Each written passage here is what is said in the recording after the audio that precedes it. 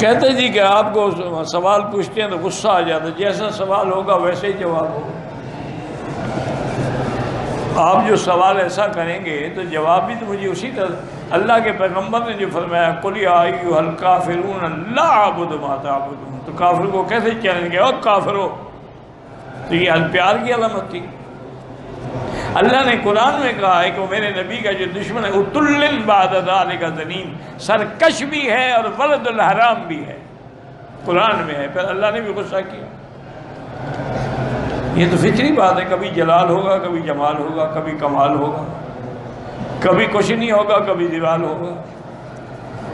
یہ کیا بات؟ ایک آدمی آیا حضرت مدنی کی خدمت میں، تو اس نے کہا کہ حضرت میں پہلے گیا تھا تھانہ بھون بیعت ہونے کے لیے حضرت تھانوی کی خدمت میں، لیکن وہاں تو ایک ایک بات پہ حضرت ڈانٹ دیتے ہیں، بڑی سختی کرتے ہیں، اور یہاں میں آیا تو یہاں تو بس ہر وقت محبت ہی محبت ہے، آپ خود چائے بنا رہے ہیں، خود چائے پلا رہے ہیں، خود بٹھا رہے ہیں، خود اٹھا رہے ہیں۔ فرمایا کہ بھائی وہ ڈاکٹر ہیں، آپریشن کرتے ہیں، آپریشن میں تو تکلیف ہوگی، ہم تو کمپاؤنڈر ہیں، مرہم رکھتے ہیں، اس لیے آپ کو اچھا لگ رہا ہے۔